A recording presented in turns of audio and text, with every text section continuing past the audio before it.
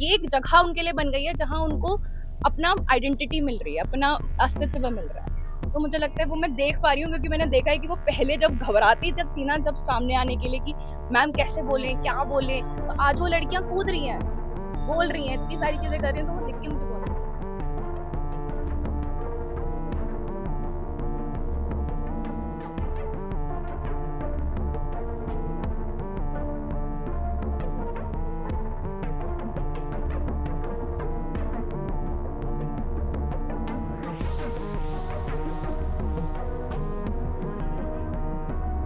मैं Sunanda Natarajan, founder of एक जीवन हमारी प्रेरणा।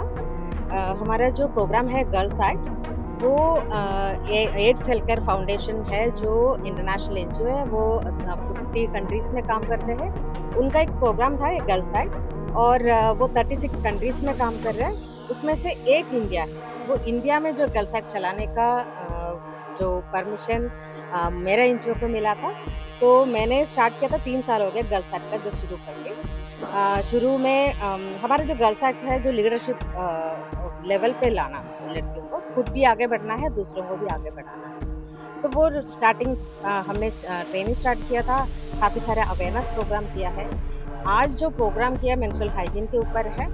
आज भी इसके बारे में खुला बताना बहुत मुश्किल है, क्योंकि हमारे पास जो लड़कियां आती हैं वो अपना शेयर कर लेती है, क्लासरूम हो या कॉलेज में अपना कोलीग जो फ्रेंड्स के साथ बताना, ओपनली बताना बहुत मुश्किल हो जाती है उनको। और जो स्पेशली बॉयज़ का हमने शुरू में गर्ल्स का ही स्टार्ट किया था, लेकिन अब बहुत सारे बॉयज़ भी हमारे साथ जुड़े हैं जो गर्ल्स साइड ग्रुप में।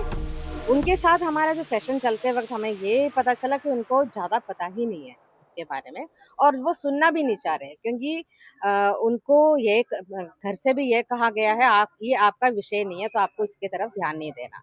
तो इसकी वजह से हम जब सेशन करते थे, लड़कों ने पहले मना किया था, हम नहीं बैठेंगे सेशन में। लेकिन जब धीरे-धीरे उन्होंने हर एक अलग तरीके से हमने वो सेशन को लेके आए। अब हमारे साथ आपने देखा होगा इतनी सारे लड़के हैं, वो हमारे मेंस्ट्रुअल हाइजीन में क्यों पार्टिसिपेट किया है? क्योंकि उन्होंने देखा वो उनका भी राइट है, उनको भी खड़े होना है लड़कियों के लिए। तो ये उनको जब उनको समझ में आ गया, तब इतना प्रोग्राम में उन्होंने साथ दिया है। और बच्चों ने खुद मिलके ये प्रोग्राम ये बच्चों के लिए एक लीडरशिप लेवल का जो उनका कहाँ तक पहुँच के, ये भी एक हमें दिखाना होती है। हमने 3 साल में क्या चेंजेस लाए हैं हमारे लड़कियों में।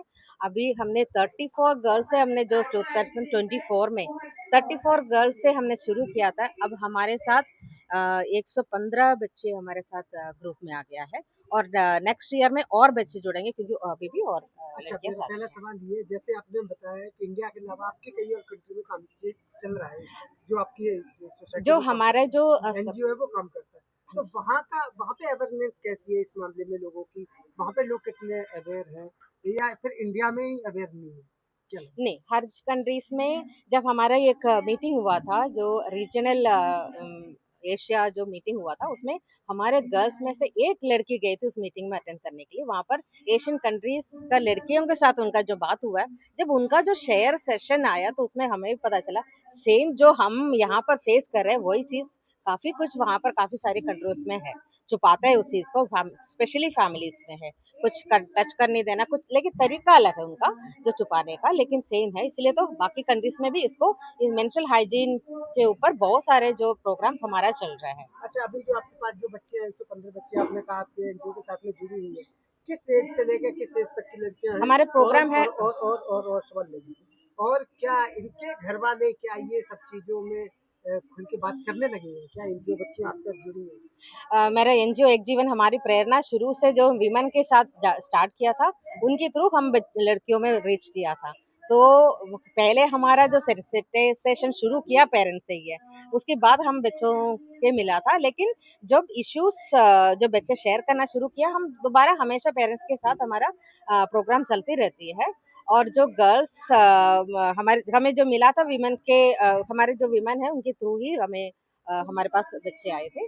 तो पेरेंट्स भी अभी काफ़ी ज़्यादा अवेयर है, क्योंकि आज जो प्रोग्राम हुआ था, हर प्रोग्राम में हम उनका पेरेंट्स को भी बुलाते हैं, ताकि वो देखें उनका काबिलियत कितना है, वो कितना स्किल्ड है।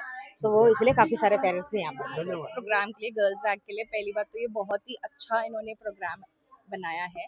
और सुनिंदा मैम को मैं अभी 1 साल से जानती हूँ। मैंने इन गर्ल्स एक्ट को ऐसे देखा था कि हम स्टार्टिंग में जब भी मुझसे जुड़ी थी और उन्होंने कहा कि उन्हें कोई चाहिए इन बच्चों को ना ये शिक्षा देने के लिए कि कैसे एक एक्ट बनता है, उनका रोल क्या है, और मैं खुद एक ट्रेनर हूँ। अभी मैं परवरिश केस फाउंडेशन में काम करती हूँ, लेकिन उन्होंने मुझे बताया और मैं आई इनके साथ बात करने के लिए।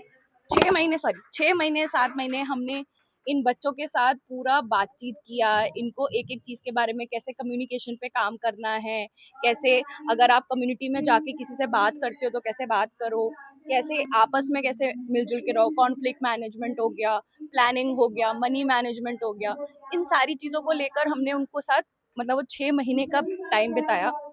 और वहाँ से वो लड़कियाँ जैसे आ रही है, जैसे इनका सबका बैकग्राउंड है और सुंदर मैम खुद जैसे हैं कि वो एचआईवी उनके साथ एचआईवी सर्वाइवर हैं, और ये सारी बच्चियाँ कहीं न कहीं एचआईवी से जुड़े हुए हैं। तो मुझे खुद भी नहीं पता था इसके बारे में कि ये क्या होता है, क्या नहीं होता, और खुद की भी ना बहुत सारी धारणाएँ आती हैं। जैसे उन्होंने एक बच्ची ने बोला ना कि अगर किसी को पता है एचआईवी लिखा हुआ है, तो वो हाथ भी नहीं लगाना चाहते, है ना? तो कहीं न कहीं मेरे को खुद भी अवेयरनेस तो थी नहीं इस बात की, मैं किसी और चीज़ की, मैं बाल यौन शोषण पढ़ाती हूँ या मैं मेंस्ट्रुअल हेल्थ पढ़ाती हूँ। ये इसके बारे में मुझे उतना नहीं पता था। तो जब मैं इनसे जुड़ी, समझा, इनके साथ काम किया, तो अभी इन बच्चों का स्पेशली एनर्जी देख के जो समझ में आ रहा है ना कि वो कितने उत्साह से ना एक-एक बच्ची नाच मतलब डांस कर रही है, सबसे मिल रही है, तो वो दिल खोल के, बिकॉज़ ये एक जगह उनके लिए बन गई है जहाँ उनको अपना आइडेंटिटी मिल रही है, अपना अस्तित्व मिल रहा है। तो मुझे लगता है वो मैं देख पा रही हूँ, क्योंकि मैंने देखा है कि वो पहले जब घबराती तक थी ना, जब सामने आने के लिए कि मैम कैसे बोलें, क्या बोलें, तो आज वो लड़कियाँ कूद रही हैं, बोल रही हैं, इतनी सारी चीज़ें कर रही हैं, तो वो देख के मुझे बहुत अच्छा लगा। मतलब कहीं ना कहीं मानती है आप सोच बदलेगी तो देश बदलेगा। वो तो सबको ही लगता है, सोच का ही है, क्योंकि सोच बहुत पहले से आ रही है ना, सोच की जड़ें बहुत मजबूत होती हैं, जैसे पेड़ की जड़ें होती है ना, वो बहुत मजबूत होती हैं, चाहे वो एक यौन शोषण को लेकर हो कि वो नहीं होता है, चाहे वो पीरियड्स को लेकर हो कि ये गंदा खून होता है, चाहे वो एचआईवी को लेकर हो कि ये तो अछूत ऐसी बीमारी है कि अगर छू भी लोगे तो हो जाएगी। ये सारी धारणाएं तो हैं जो पहले से चली आ रही हैं, है ना? तो अगर, लेकिन दिक्कत ये है कि हम उसके बारे में उस पे काम ही नहीं कर पाएँगे जब तक हम उसके लिए बात नहीं करेंगे। तो हमारा जो, जैसे मैं जिस यहाँ से आई हूँ परवरिश केस, वहाँ पे हमारा प्रोग्राम है आओ बात करें। तो हमारा यही मानना है कि यार बात करो ना, बात करने से सब पता चलेगा, बात करने से समझ में आता है कि मेरा क्या नाम आतिका अरशद है और मैं इवेंट कोऑर्डिनेटर हूँ। और हमने इस फंक्शन के लिए पिछले 2 महीने से बहुत मेहनत कर रहे हैं। लास्ट क्लास हमने पिछले रात को ही बहुत ही घर पे हम 3 बजे गए हैं सारी तैयारी करके। हमने बहुत अच्छे से मेहनत करी है, थोड़ी बहुत गलती हो जाती है हर फंक्शंस में। तो कैसा एक्सपीरियंस रहा? एक्सपीरियंस तो बहुत अच्छा है। हम सारे हमारी जो गर्ल्स एक्ट की टीम है वो हर कोऑर्डिनेट करती है हमसे, हम उनको जब भी बुलाते हैं वो तब भी आती है। और हर चीज़ के लिए वो हमेशा आगे बढ़ के रहती है, चाहे कितनी भी मुश्किलें आ जाए उनके, बुखार है, कहीं पे परेशानी आ रही है, कोई घर में कुछ हो गया, तब भी वो सारा चीज़ मैनेज करके वो हमें क्या कोऑर्डिनेट। नमस्कार दोस्तों, मेरा नाम सरिता सिंह राठी है। मैं पावर लिफ्टर हूँ, वर्ल्ड चैम्पियन। मैम आज आप यहाँ पे आए हैं इस कार्यक्रम में, क्या कहेंगे इस कार्यक्रम में आपको देख के कैसा लगा जो बच्चों ने कार्यक्रम? कन्या क्रांति फाउंडेशन में आके तो बहुत अच्छा लगा। और फाउंडेशन में जो ये कार्यक्रम चल रहा है, समाज को लेके एक बहुत अच्छी जागरूकता है जो समाज को दे रहे हैं कि गर्ल्स बहुत शर्माती हैं, बॉयज़ को भी शर्म आती है। इन चीज़ों से शर्माना नहीं है, ये जागरूकता वाली चीज़ें हैं, तो समाज को अच्छा संदेश है। मैम जैसे कि आपने भी बहुत नाम कमाया है और महिलाएं भी आजकल जो है चांद पर पहुंच रही हैं और तमाम तरीके की ऊंचाइयां छू रही हैं, फिर भी महामारी को लेकर अभी भी लोगों में शर्म है, झिझक है, हिचक है, महिलाएं खुद हिचकती हैं, तो वो दूसरे लोगों से क्या उम्मीद की जाए? तो क्या कहेंगे ये कब तक चलेगा? जो को महिला ही महिला को काटती है, कभी उसकी सास बोलती है अभी किचन में नहीं जाना, अभी ये चीज छूना नहीं है, पूजा घर की तरफ नहीं जानी है। ये समस्या है या मानसिकता है, क्या कहेंगे? नहीं, ये एक मानसिकता है जो समझते नहीं है। ये कोई गलत चीज़ नहीं है कि कोई समाज में पीरियड्स को लेके जो आज जागरूकता जो दे रहे हैं, अगर पीरियड्स नहीं होगा तो आगे समाज बढ़ेगा कैसे? सभी जानते हैं। और ये कोई पूजा घर में नहीं जाना है, आपको क्या कहते हैं किचन में नहीं जाना है, बात नहीं करनी है, पेरेंट्स से बात नहीं करनी है, भाई से शेयर नहीं करनी, ये बिल्कुल गलत है। क्यों नहीं करनी है बात? करनी है, खुल के बात करनी है इसके ऊपर, ताकि बच्चों को किसी और के पास जाके ना उनको शर्म नहीं आनी चाहिए। क्योंकि ये हमने सुना था, हमारे बुजुर्ग जो कह के गए थे, ये तो आज की डेट में बना दिया सभी ने कि पूजा घर में नहीं जाना। ये इसलिए रेस्ट कवर दिया जाता था फीमेल को, क्योंकि वो बहुत इस टाइम पेनफुल होती थी, तो वो खुद में परेशान है, तो उनको रेस्ट दिया जाए, ना कि इसको संदेश सिर्फ ये दिया जाता कि आपको पूजा घर में नहीं जाना, पूजा नहीं करनी है। क्यों नहीं करनी है पूजा? और क्यों नहीं अपने भाइयों से शेयर करना, क्यों पापा से शेयर करना? ये कोई छुपाने वाली चीज थोड़ी नहीं है। सर आप क्या कहेंगे इस विषय को लेकर? देखिए, सबसे पहले मैं आपको अपना नाम बताना चाहूँगा। मेरा नाम मनीष कक्कड़ है और मैं इवेंट मैनेजमेंट को अपने प्रोडक्शन हाउस को साथ लेके चलता हूँ। और दूसरी बात, सबसे पहले तो मैं आप लोगों का, आप मीडिया भाइयों का धन्यवाद करना चाहूँगा, जो अपना इतनी गर्मी में भी आके देखिए, मीडिया एक चौथा स्तंभ है हमारे कॉन्स्टिट्यूशन का, ठीक है? आपके बिना, सबसे पहली बात मैं कहूँगा, कोई भी फंक्शन, कोई भी इवेंट अधूरा है, क्योंकि हमारी बातें, जो भी गणमान्य लोग आते हैं, उनकी बातें लोगों तक आप पहुंचाते हैं। तो उसके बाद हम इवेंट की बात करते हैं। बहुत सुंदर इवेंट है। कन्या क्रांति, ये जो एनजीओ है, बहुत अच्छा काम कर रही है। इन्होंने तो अभी हमारे सामने सामने एक स्टेज को एक बगीचा बना दिया, जिसमें इतने सुंदर सुंदर फूल बिखेरे। मैं राहुल का धन्यवाद करना चाहूँगा। मिस्टर राहुल ने मुझे ये सम्मान दिया, मुझे आने का मौका दिया, और इसकी तारीफ मैं इसलिए करना चाहूँगा क्योंकि मुझे ये पता लगा कि ये जितनी भी कोरियोग्राफी है वो राहुल जी के द्वारा है, ठीक है?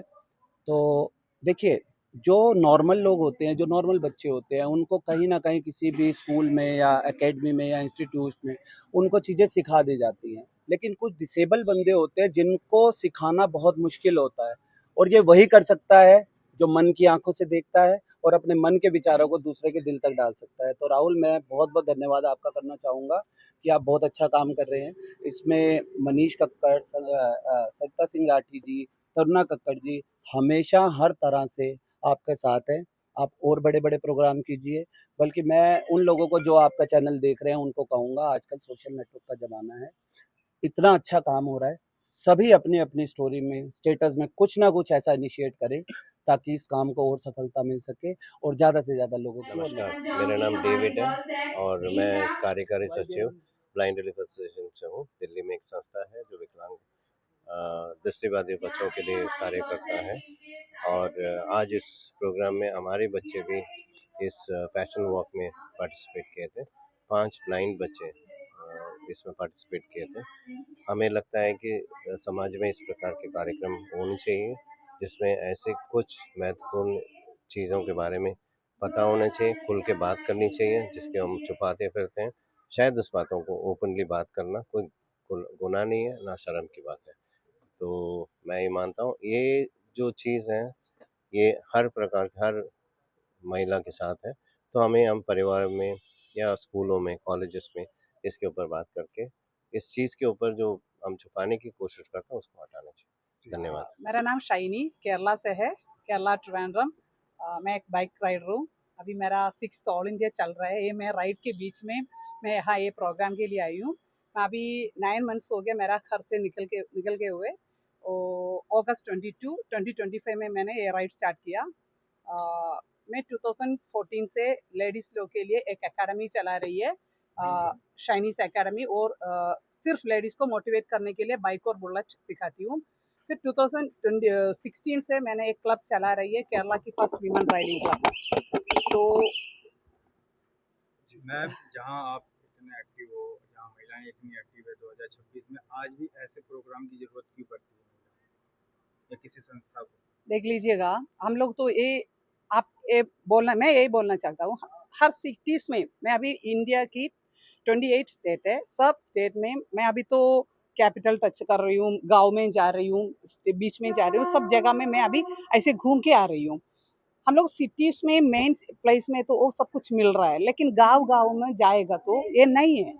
अभी तो मैं से नो टू ड्रग्स की कैंपेन चला रहा है, ये भी कितना हम लोग चला रहे हैं, लेकिन बहुत लोग तो मुझे चिढ़ाता भी है, वो ये करने से क्या फ़ायदा मिल रहा है ना, ये करने से ये क्या हो रहा है। लेकिन आजकल भी ये मालूम नहीं है, बहुत लोग के पास तो मालूम नहीं है। आज भी वो पुराना लाइफ में नहीं है, तो वो संस्था के बीच में जीने वाला लोग है, वो भी अभी में लड़की लोग के पास भी ना, लड़का लोग के पास ही कभी भी जाएगा, वो प्रॉब्लम अभी भी चल रहा है। मैं अभी पूरा नॉर्थ ईस्ट घूमा, इंडिया की सब कोना में घूमा मैं, लेकिन अभी देख लीजिएगा, मैं ट्रिवांड्रम सिटी का हूँ, मैं रात 12 बजे 1 बजे 2 बजे तक मैं वहाँ घूम सकती हूँ। इधर भी दिल्ली में है, मैं तो रात में भी बाहर जा सकती हूँ, लेकिन कुछ जगह पर हम लोग जाएगा तो वो नहीं हो पाएगा, क्योंकि उन लोग का सस्ता, वो लोग 6 बजे होगा, सभी लोग घर के अंदर जाएगा। फिर फैमिली ने ऐसे दबाव दे रहा है उन लोग के पास, हाँ तुम वो देखेगा तो ऐसे नहीं लगेगा, तुम ये खरीदना तो ऐसे नहीं लगेगा, लेकिन उन लोग थोड़ा और मोटिवेट होना चाहिए, और क्लासेस नहीं है तो वो उन लोग के साथ बीच में जाकर हम लोग एक ऐसे पब्लिक प्लेटफॉर्म से भी नहीं हो पाएगा, हम लोग उसके अंदर जाएगा तभी हो जाएगा।